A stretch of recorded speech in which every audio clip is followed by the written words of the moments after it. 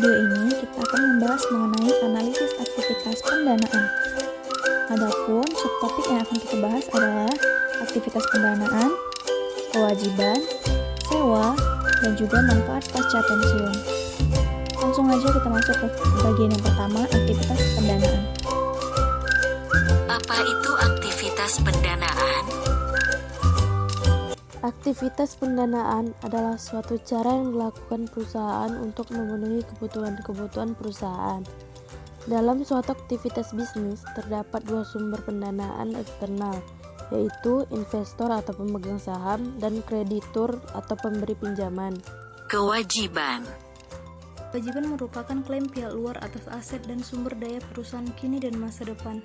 Kewajiban dapat berupa pendanaan atau operasi dan biasanya didahulukan daripada pemegang ekuitas, yang mana kewajiban pendanaan merupakan seluruh bentuk pendanaan kredit seperti wesel bayar jangka panjang, obligasi, pinjaman jangka pendek, dan sewa. Sedangkan kewajiban operasi merupakan kewajiban yang timbul dari operasi seperti kreditor perdagangan, kredit yang ditangguhkan, dan kewajiban pensiun. Kewajiban umumnya juga dilaporkan sebagai kewajiban lancar dan tidak lancar.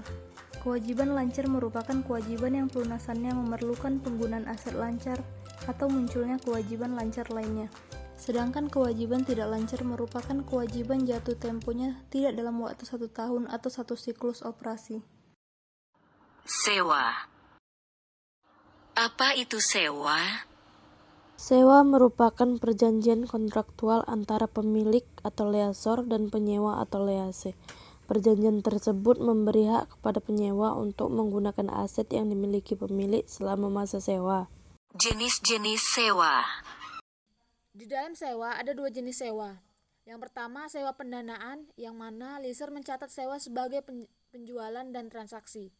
Dan yang kedua, jika diklasifikasikan sewa guna usaha, baik aset yang disewakan maupun kewajiban sewa diakui dalam neraca, dan sewa lainnya sebagai sewa operasi.